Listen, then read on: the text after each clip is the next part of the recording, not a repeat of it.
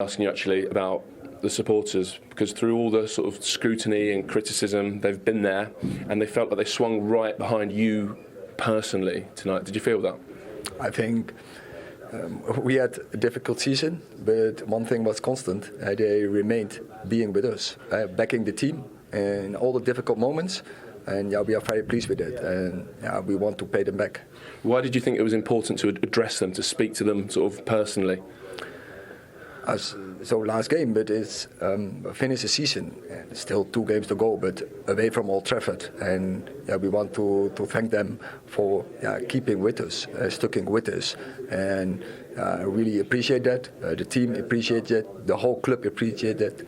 We are in difficult times. We are in a transition in this club, and the results are not what they could expect. We also had our reasons for it.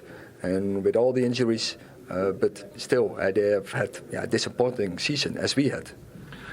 Was tonight maybe a light at the end of the tunnel performance? 3 young players scored, players back from injury. Do you know what I mean? After some real tough times, just a little kind of bit of light in the horizon where maybe some good times are ahead.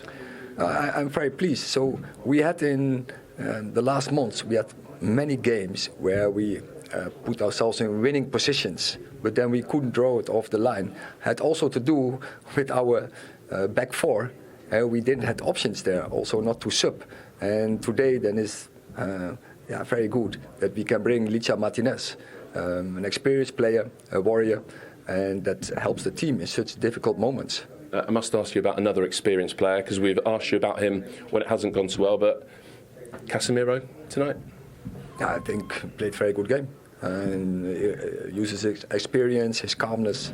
Very pleased with his performance today. What about the 3 goal scorers, 3 young goal scorers? Again, a vision for the future maybe? I talked just about this club is in a transition, and we have had a disappointed season. That's clear. But in this disappointment, we progressed some players, some good young players, as Højlund, as Diallo, as Garnacho, as Kobbie Mainoo, and it's good that 3 are on the score sheet. How important is it that you win that cup final, and do you think that will give a different sort of impression of the whole season? If you could, I know the task is massive. I don't talk about this moment, about FA Cup final, and we have to talk about Brighton.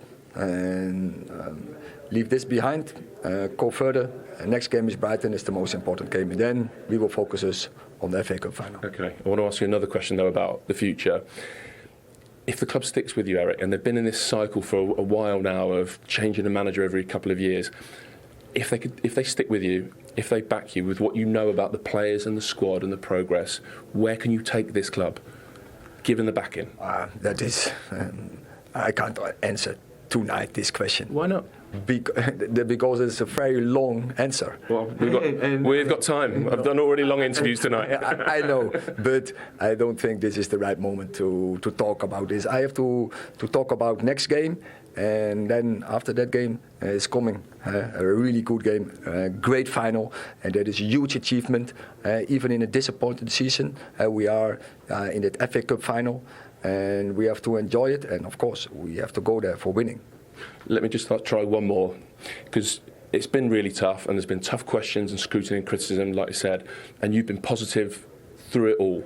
So you're not a robot. How tough has it been? How tough has this season been? It's tough, but I have... For you, I mean, personally. Yeah, but I have to... I see the positives. I see that this team is developing. I know the reasons why we are not performing. No team will perform when... the whole back 4 is not available. Across the season, the holding midfielder is not available. Even striker, Rasmus Højlund, 3 times injured. Rashford, also injured. So we have had our problems across the season, and that has a negative impact on the results. But down that line, you see players performing, and you see players progressing like the youngsters, and that is very positive. So there is a high potential in this club, we all know, but I think it's also really what people can see, like Kobbie Mainoo, Garnacho, Diallo, Højlund. So there are players who has the class, and also together with the experienced players who has really class, like Bruno, for instance. So there is a potential, Andre Onana, and I can keep going like Licha Martinez, Luke Shaw, and I don't want to forget anyone. Keep going then. I know. I thought also you can say Dalot is playing a fantastic season. Scott McTominay also plays a very good season. So there are also many positives in this season, but I can't mention this. Do you know why? No. No. In the end of the day, we have to win trophies. And in the Premier League and in the Champions League, we didn't perform what people expect from us. Okay. Thank you. Well done tonight. You're welcome. Erik, thank you very much. Of course, winning the last home match in Old Trafford this season is a very special thing. How important is this victory tonight? Every win is important, but of course this win is also very important. We had some disappointed moments lately. Also in the last months we put ourselves many times in winning positions, but then we couldn't hold the win, and that had also to do that players in the back four were not available. Now today we have some players back, and then you see we are more stable, and I've seen a team very good spirit and who was very capable to be in the duels and be in the fight, but also to play some good football. Did you enjoy Ahmad goals? Did you love it? How sweet is that? Yeah, it was a brilliant goal. And you see down some negatives, there are young players are developing, like Ahmad. And we are really pleased with his performance and his great goal. And how happy are you with Casemiro on his way as he played today? I think he played very good, very stable. He showed leadership, and we know all how good he is. And I'm sure we will take benefit from this. Last questions. You spoke to fans after the match, after this victory. Which message do you want to send to them? Did you hear? Huh? Not all of it, but I said everything. No, but it was very important, of course. Yeah. It was important that the fans, they stuck with us and they backed us all through the season, even though we had a difficult season. But also, we go to a cup final and we go to Brighton first. But and we need the backing again, and I'm sure they will do. And you see, we are together. There's a strong bond between the team and. You start naming players, you can't leave anybody out. Who am I not thinking about? It's extraordinary the spirit he has. You have to say that, right? The character he's shown all season. Yeah, you do admire him. But he seems really upbeat there, saying it's a big win. But again, you're not gauged at Man United when you beat Newcastle at home. It's about competing in the big games. And again, you're not going to win every week or win championships every year. But you hope that you're up there competing. And Man United have been nowhere near it. But he is trying to be positive. And I like that he's talking about the young players. But you've got to get the mix right. The experienced players haven't done enough. There's been too many injuries, and I do appreciate where he's coming from. Defensively, the injuries have been, has been huge. It's been a huge setback. But overall, you still digest all that. But still, you look at it, the record, the amount of games they've lost, the goals they've conceded, the lack of goals they've scored, the position in the league, the -3 goals or -2 or 3 goals. All these things are not good to look at. But you hope he's given out a chance in the summer. And what they need to do is, again, we go back to it, that recruitment, they have to go out and buy some. We were talking here, maybe 4 or 5 world-class players, a couple of centre-halves, a couple of strikers, someone in midfield. It's a long way back for this club. But before we come to the shopping list, it seems every day. Let's have a look then at the current squad and talk about which players of this group are there to be relied upon. I mean, he started the list for us with the young players he mentioned. You can see on asterisks those who are out of contract. But that helps, doesn't it? It helps there's a few players that are out of contract. Yeah. Who are you building around, Wayne? You have to build it around Bruno. I think you have to build the team around Bruno. He's the one player with quality. He has got fight in him. I think the young players, and then I think all the other players get rid of him. Sorry? I think you keep the young players, you keep Bruno, and I think it has to be a massive clear-out. It has to be. Right. It's not going to be in one year, but I think it's going to be over the next couple of years. Well, let's just go through it block by block then. So, are you keeping the goalkeeper, Onana? Good enough for United? I think he's got better. I think he had a shaky start to the season, but I think he has got better. Defenders, Lisandro Martinez, Luke Shaw, Harry Maguire? No, for me, Dallow's done well. Harry Maguire's had an in and out season. But to compete, they need better players to compete at this league. And don't get me wrong, these players are good players and good, Premier League players. But to compete with Man City, with Liverpool, with Arsenal, they need better players. What about in the forwards, Marcus Rashford? Well, we all know Marcus has got the ability, the capabilities to play at the top level, and we haven't seen it. I just wondered, is it time for Marcus for himself to go and play elsewhere? I don't know. I think he has to ask himself that question, and I want him to stay. I want him to, break records at this club. But he needs to get his head right and get his head down, work hard and get back to the player we know he can be. Right. Does anyone disagree with what Wayne said there? Keep the young players, keep Bruno, and pretty much clear the decks for everybody else. Has always been built around the young players, coming through the academy. And if they continue to do what they're doing, they should be playing. It's as simple as that. Transition, we've been in transition for a very, very long time. And at some stage we're going to have to stop using that word transition because we can't be transitioning for 10 years. Yeah, but he finished third last year. Yeah. And there you go. The eighth in the league, so the transition's going backwards. Yeah. And we talk about moving players on, but it'll be very hard to move a lot of them players on. It's okay, obviously, lads who wrote a contract, but there's players here on huge money, and some of them won't be going anywhere. They won't be budging unless they get proper, obviously, paid off. So we talk about recruitment, but getting rid of players. And a lot of the players have been given a lot of opportunities. And there's also worry that these players are constantly injured. If you're constantly injured, you're no good to anybody. Okay, you can listen, every club will have its few injuries, but there's certain players in that group there you're going, they're always injured. You can't rely on these players to turn up week in, week out and play for Man United. It's like Martial, for instance. I play with him. He's a really nice guy. And where's he been? I can't remember the last time I've seen him play. Like, what's up with him? What's at his injury, at least his contract's up, isn't it? So, no, it is. At least that's a plus. You go, listen, off you go.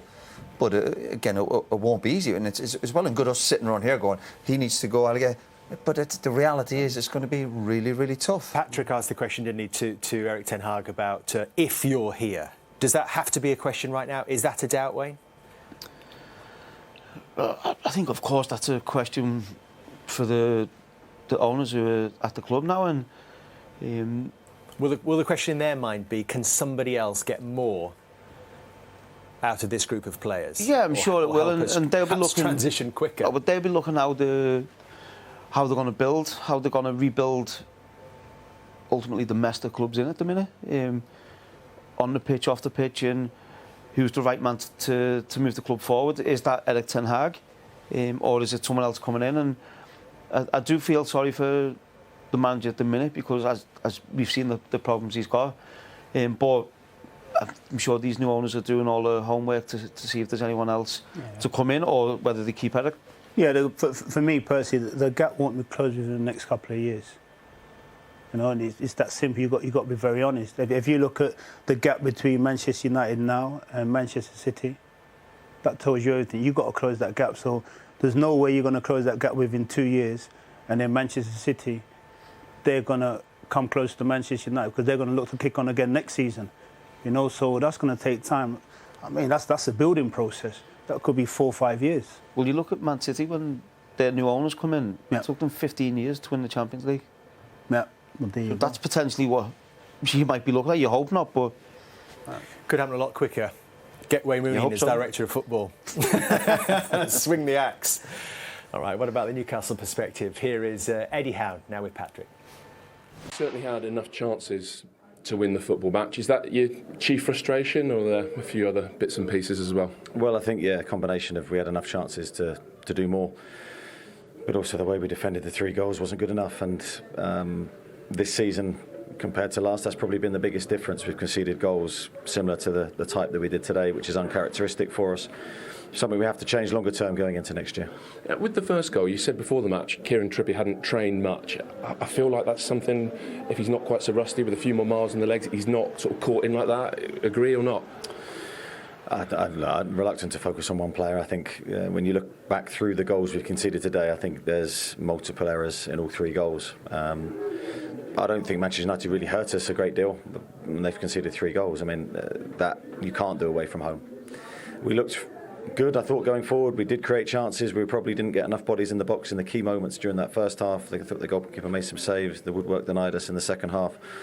But we scored 2 goals. That should be enough to get something from the game. Yeah, it's the timing of the second goal, a real killer, because you came out in the second half really strongly, got level, and really from their first attack of the second half, you found yourself back behind. Yeah, you feel the momentum's with us. You feel at 1-1 we're going to go on and win the game. There was a much better feel about us in the second half. I thought we were prepared to make things happen rather than wait for the things to happen.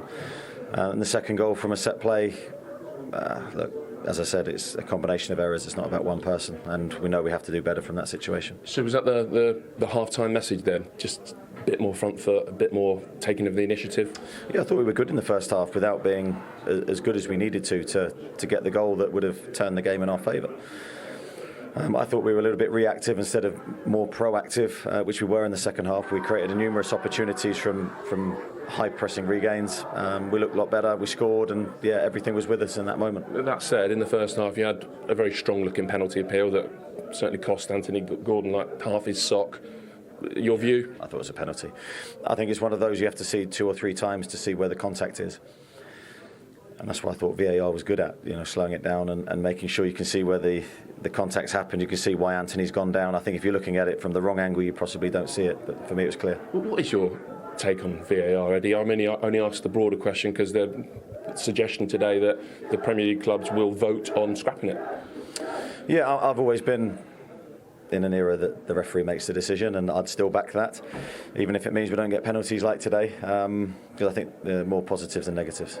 Oh, right, so you would, if it was left to you, you'd take it away? Yeah, I'd possibly keep it for offsides, but I'd like more power with the referees. Okay, so final day, if you win, very good chance you'll be playing European football next season. You'd have taken that, wouldn't you, during the dark months of the winter with all those injuries? Yeah, I get asked these questions a lot where you're sort of hypothetically putting yourself in the situation. I don't know. In this moment, we're just disappointed not to win today. We felt it was an opportunity for us to grab Europe rather than be looking around at other results. But that's what we'll have to do. Thanks for your time. Thank you. How do you assess that? I thought it was an okay performance without being great. And I think to win here, you have to be much better than we were in the smaller details. In the goals we conceded were really poor. I thought as an attacking force we looked good today, scored 2 goals, but when you score 2 away from home, you hope that's enough to get something from the match. Were the goals that you conceded, a couple of them mistakes that could have been avoided? I think whenever you concede there's always mistakes, but it's never about the individual. It's happened too many times for us away from home this year. Our defensive record on the road's been nowhere near good enough. That's something we need to reflect on and work on longer term. We're just looking at tonight. It's a game we feel we could have won, and we're disappointed with ourselves. Well, the big frustration be as you leave here that it's now out of your hands in terms of European qualification, one way or the other. Even if you win at the weekend, you need either Manchester United to lose one or Chelsea. Yeah, and it was in our hands. Now it's not in our hands. Now we're looking at potentially other results, but still we have to beat Brentford, which is very difficult to do anyway. So we've got to do our bit first. But I can only look at today. I think tonight, the European qualification and all those things are the product of how you perform, and just really frustrated because I thought that game was there for us. Did you learn anything about your players tonight? I think you always do, and I think when we look at the season as a whole away from home, our record's not been good enough for the team that we are. And that's a combination of not scoring enough goals, conceding some poor goals, and highlighted by today. We needed to do better in those 3 moments. We found out just before the game tonight that the Premier League meeting in the summer, that the clubs will get a chance to vote on whether they want to keep VAR next season. Did you get let down by VAR tonight? Should you have had a penalty in the first half? Yeah, I thought so. I thought it was clear. I don't think it was clear until I saw one of the replays. For me, then you can see there's clear impact on Anthony as he's running at that speed. It only takes a small change of his foot to make him go down. For me, it was a clear penalty. But yeah, it doesn't surprise me maybe here. Does that change how you would like your club to vote on whether to keep VAR next season or to maybe get rid? Yeah, no, I've always been quite clear for me. I prefer the referees to have more power, even if they make some wrong decisions, which they will. But I think VAR's doing the same thing. For me, keep VAR for offsides, but give more control back to the referees. Thanks, Eddie Howe. And for Newcastle United, they've come up against a Chelsea team in this race for Europe who've suddenly found some form. One defeat in 14 for them. They've won 4 on the bounce, one at Brighton tonight. And Newcastle United go to Brentford on the final day. If they win, they will finish in the top 7. But they can't celebrate because if Manchester United win the FA Cup, they will take that final European spot and it will only go down to the top 6.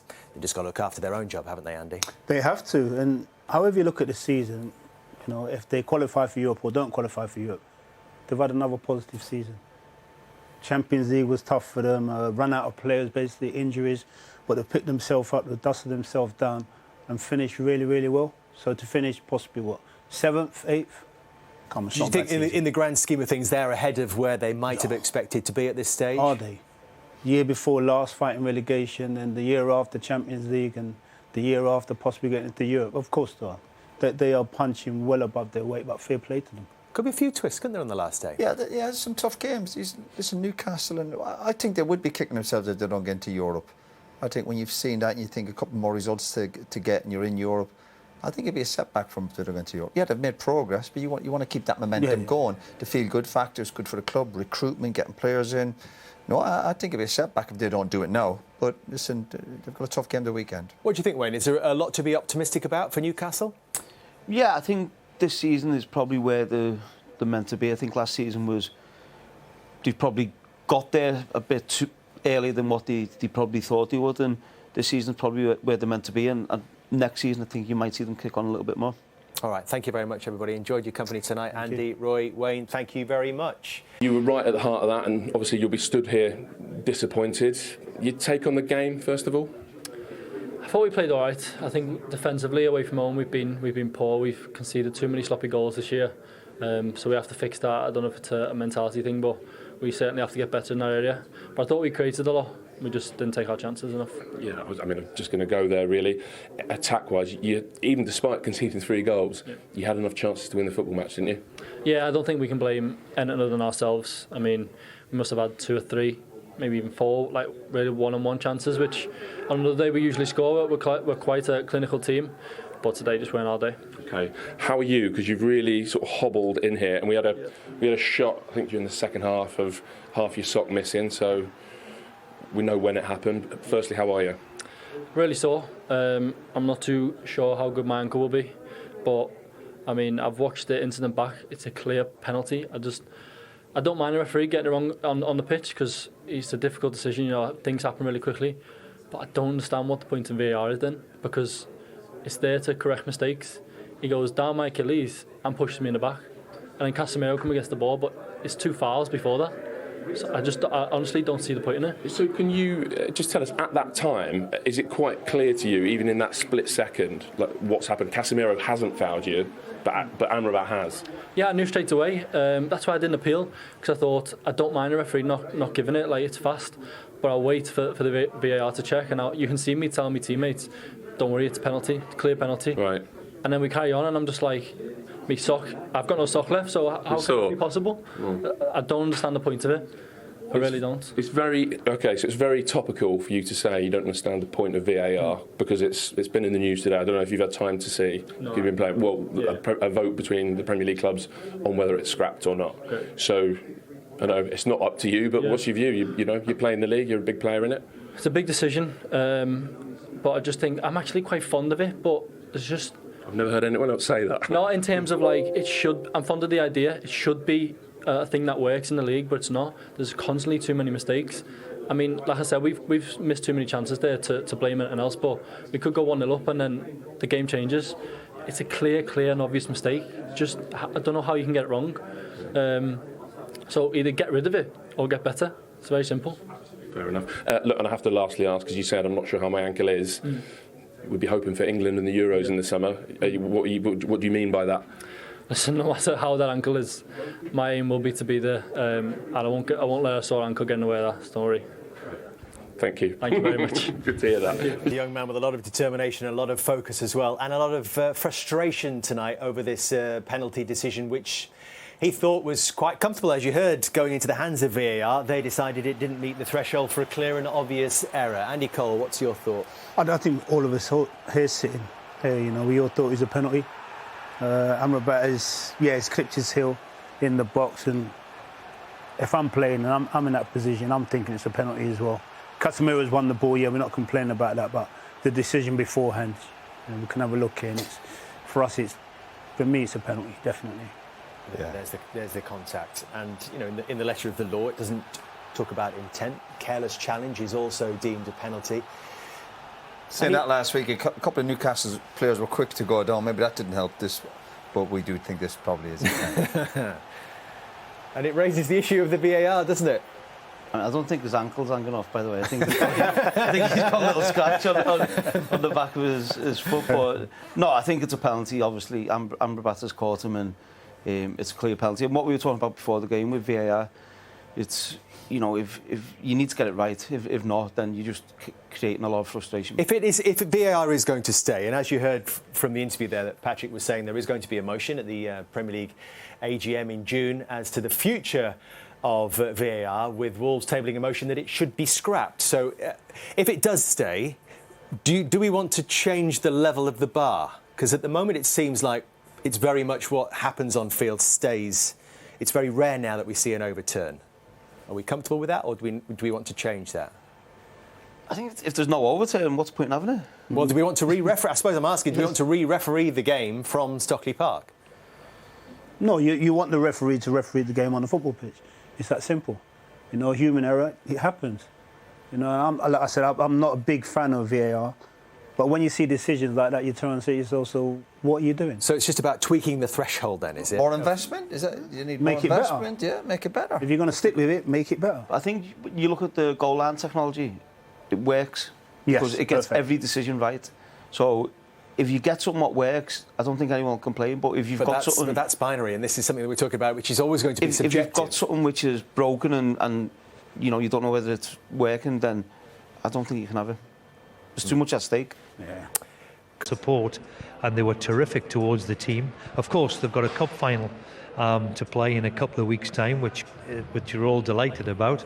But the atmosphere in the stadium going round the place when the lads finished, and especially towards the manager, who's, you know, he's had to have a certain amount of resilience because he's had a couple of. He's had a lot to deal with over the last few weeks or months, and the guy still sticks his chin out and comes back swinging, which is great to see. Yeah, what did you make of that address from Erik ten Hag? Well, I think it went down really, really well with everybody concerned. They were really right. Manchester United defender and former Newcastle manager, of course, Steve Bruce, talking to us live from Old Trafford. So let's have a look back at the key incidents across the 90 minutes, and it started well, of course. Manager, of course, Steve Bruce, talking to us live from Old Trafford. So let's have a look back at the key incidents across the 90 minutes, and it started well, of course, for Manchester United. Kobe Mainu taking the lead. The ball got to him. It was all about the way he finished it that stood out, Owen. The ball got to him. It was all about the way he finished it that stood out, Owen. Yeah, but the thing is, when you have a defensive midfield player like Amrabat, when the ball's on the other side, sometimes you can just make a forward run. You know, you just make a forward run. Obviously, they got the back four in there, Les, and you see Crap there just pointing to Guimaraes. He's got to pick up Manu, but he doesn't. And then Trippier, Trippier doesn't go to the ball. And do you know what? I look here and sometimes I wonder, does he think he's offside? Because look at the linesman straight after. And that's why the casual finish. Yeah, so he thought he wasn't going to count. Yeah, right. and so all of a sudden you think, let me just I'll stick this in the back of the net. And then you realise he scored a goal, because sometimes I think a midfield player gets there and they may panic a little bit. He was so cool and calm with the finish. I was like, wow. And then when you look at it again, he looks around at the linesman because he thinks he might have been offside, and so he just, caresses it into the bottom of the back of the net. But bad defending from Newcastle, but great finish from him. Yeah, but he reacts too late, and then the ball's in the back of the net. You're 1-0 down. A lot of that's also timing. If you haven't played, he hasn't played. He hasn't been in the back four. They shuffle up. He drops off. He's in between two minds. Once he realises he's in two, it's too late. And Les makes a great point. He should have just gone to the ball and tried to stop it. into the second half, and you can understand Eddie Howe would have had a few words with the Newcastle players because they weren't quite at it in the first 45. It only took them 4 minutes to get level. Yeah, we spoke about it and we said, like, you know, they've just not been at the races. We've hardly seen Isak, and then all of a sudden he gets on the ball, plays a great through. Ball. And great ball from Murphy, and this is an absolute fantastic finish. I can't tell you how good this is. Real difficult skill because he's hit this on the outside of his boot. But the momentum takes, it's a great cross, just gets the outside of his boot on it. It's a great finish to keep that down. I mean, Amrabat makes a bit of a mess of it. But we said about why not have a right-footer play on the right wing so you can cross the ball? Yeah. But, you know, it's you just whip it into an area, there's a big gap there. But I tell you what, some finish. Felt, come on, they can go on and get a few more here. This is, you know, they've had a bit of a telling off in the change rooms. Yeah. They're going to take it on from there. Yeah, the crucial few minutes. Of a telling off in the change rooms. Yeah. They're going to take it on from there. Yeah, the crucial few minutes, actually, which followed, and we saw Newcastle have a terrific chance. Isak's effort was clearly cleared by Amrabat, and moments later, Ahmad with a moment to remember. Yeah, I mean, sometimes you've got to hang around the box, it'll come to you, you know. I said that to my son and his team. I said, somebody just hang out on the edge of the box, you'll get a shot. Yeah. Ahmad does that, absolutely hits it as clean as you can hit a ball. I mean, it has to be said, a poor header for Murphy, yeah, who should clear that at the near post, but it goes across the thing. But look at it, poor header for Murphy, yeah, who should clear that at the near post, but it goes across the thing. But look at this, as he strikes it, the ball stops oscillating. It just, you know, just takes the sting out of it. You can tell the boys they have confidence in themselves and belief, and I think that's what you need as a United player. You need a bit of belief, you know, on that big stage. He looks comfortable wearing a United shirt. Great outing from him against Newcastle with a goal and an assist. I mean, same question that I asked Steve, Owen, to you. Are you surprised he's had to wait so long? The other game that he had to make his Premier League, his first, he's had to wait so long. It was only the other game that he had to make his Premier League, his first start. Yeah, I think probably a lot of United fans are probably surprised. But when you pay 90 million for Anthony, you know, you're probably going to have to, on his days, an unbelievable player. You know, Bruno Fernandes, Højlund, they've got a lot of, you know, parts. So I'm not surprised it's been tough for him to find minutes. But I think he's playing now so they can figure out what's the plan for next season. Because you need to play him and then you can make a plan for some of these young guys. Yeah. Manchester United built on their lead. They made it 3-1. 140 seconds after coming off the bench. Rasmus Højlund. Yeah, we spoke a lot about him before the game. Was surprised to not see him in the starting lineup. But gets onto the pitch and he gets his opportunity. You know, great ball there from Fernandes just through the legs. And then here he shows a lot of calm, and for someone who hasn't scored goals in 10, takes that. Well, 1 in 10, actually. One in 10, sorry. Great ball from Fernandes there through the legs of Joe Linton, and then Højlund does the rest. Goes through the legs of the defender. As well, Hall, but and blindsides the goalkeeper, and that's exactly what he needed. It's almost a perfect kind of cameo performance, isn't it, from Højlund? Well, I think you need that when it's difficult. You need people to fight against it, and he'll do that. And they just got to surround him with people that are going to create some chances for him. I think he could score 25, 30 goals next season. If he gets a bit of service. He has kind of different. It looks like he has different partnerships all the time. Yeah, I mean it's one of those where as a centre forward you're only used. Who was crossing it from the left, whereas he has kind of different. It looks like he has different partnerships all the time. Yeah, I mean it's one of those where as a centre forward you're only as good as the people around you. You know, to score goals you need people to provide opportunities for you, and he's not had a lot of that in recent weeks. Yeah, but you know we've seen from Manchester United plenty of times this season where a lead has been narrowed and it's a kind of nervy kind of sprint to the finish line. Lewis Hall reduced the arrears to make it 3-2 with 3 minutes left on the clock, and a brief glimmer of hope as far as the visitors were concerned. Yeah, you know he's coming to the side, and there's a lot of talk about the money that they've paid for him, but again he won't strike one as sweet as that. You know, absolutely great strike. Goalkeeper's got no chance, and then you thought, could they go on and get the sort of like equaliser, but it wasn't to be. But this is a fantastic strike. Just takes his time, lines it up, and bang, the back of the net. You always get scraps like that at the edge of the box because it's hard for them to head it hard away. If you just wait, take a touch. Brilliant goal from Lewis Hall. Again, you know, big money signing from Chelsea, hasn't really played much. Not many have Newcastle signings have played much of it. Tonali obviously had the situation that he did. But I think when they get everybody back fit and healthy, Newcastle next season, they're going to be a problem again. You got a glimpse as well of Manchester United in 8th place going into the final weekend of the European football. Yeah. And to be honest, they've got silverware possibly to go for as well. I suppose the ultimate positive outlook is a trophy in the cabinet and European football next season. That'd make it for a pretty decent campaign, although City stand in their way. Oh, definitely. I think the only problem now is you look at it, now it's a big 8. Yeah. So into the Champions League. Yeah. Recruitment right. Bounce back, get into the Champions League. Yeah. All right, well, we've been speaking about him at length after his terrific performance today with his goal and assist. And I'm delighted to say young Amad Diallo joins us live from Old Trafford. Amad, very well done. And I think today the team was motivated to play this game. And I see my teammate fighting for everyone. And we was happy to win the last game at home. And you're still clearly smiling, and why not? Your first Premier League goal for Manchester United. Just talk us through it if you can. Yeah, my first goal of Premier League for Manchester United, and I helped to score more goals for Manchester United. So I was happy for myself, but the most important thing was to win today. So when the ball comes to you from the set piece, you clearly had only one thing on your mind. Yeah, in the first half I tried to make the same, but I didn't score. And the second chance, I say, why not? And I tried to make the same, but I didn't score. And the second chance, I say, so this season was not easy for me. I got injured in pre-season, and scoring this goal in last games at home was a big feeling for me. Interesting you there speak about waiting for your chance. How patient have you had to be to get that first start? Yeah, I was waiting for a long time. Yeah, but the most important thing was to win.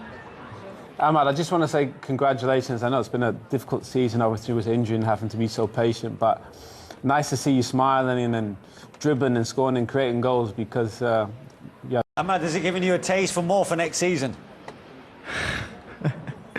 I don't know. I am focused for the next game. Yeah, and 2 big games left of this season, of course. Not just on the final Sunday of the campaign, but have you possibly put yourself in the reckoning for Wembley? Yeah, two game left against. Yeah, two game left against Brighton and the final against City. So we need to be focused for the Brighton, and after the game we are focused for the City. But I think we need to go step by step. This season was not easy. We are focused for the City, but I think we need to go step by step. Amad, I've everything. So it was happy for me. Amad, I have to say, we are really delighted to see you make your impact at Manchester United during these latter stages of the campaign. Well done. Good luck. Thank with you so much. Season and then come back there and have to wait for his time to get into the side, and he tops it off tonight with a fantastic goal and a fantastic strike. But throughout the game, defended really well as well. Yeah, and there's been one word to describe him so far since he's made this impact. He's a bit of a live wire, right? There's been one word to describe him so far since he's made this impact. He's a bit of a live wire, right?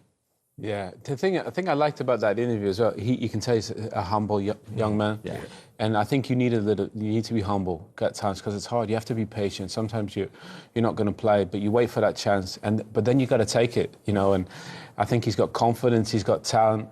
But I love that interview because if you're talented and humble, you're going to go, I think, a long way. But he just needs people around him to help him and mentor him. But this young man can play. He's really good in tight areas, a good dribbler off that right-hand side. He wants to come in and link it. A bit like Jadon, really, to come in and link it. A bit like Jadon, really, in that sense. He's a really, really tidy footballer. And when he plays like that, if he plays like that, love him.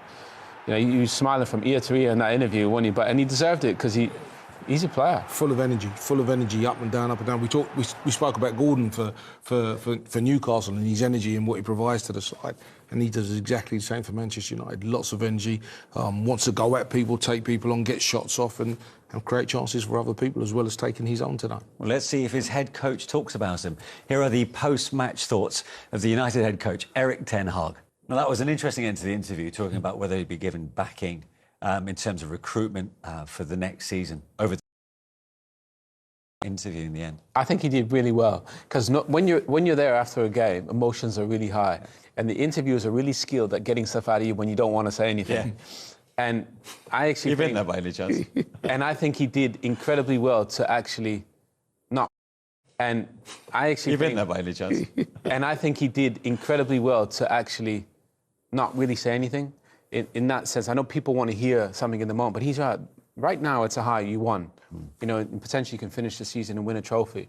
But actually, his future is probably still up in the air in some ways. He probably knows that. The club is probably still debating, depending on how they finish the season. But I thought he did a good job, kind of as home game of the season, but then also not getting caught up in, giving away anything in those interviews after the game. Well done. As you said, it could have been easy for him to lose his rag a little bit. Yeah, we've seen a lot of managers do that. His rag a little bit there. We've seen a lot of managers. Yeah, we've seen a lot of managers do that very recently. But it was interesting because he knows, as he said, he's got 2 games. The cup final's a massive game for him. So to now talk about, no, I don't know what my future's going to be. The guy, think it or not, if you come out and say, I don't know what the situation is going to be, that's a real downside to you going into not be the manager next year. Yeah. Whether they think it or not, if you come out and say, I don't know what the situation is going to be, that's a real downside to you going into a cup final. And if he's not willing to look ahead, what do you two think? I'm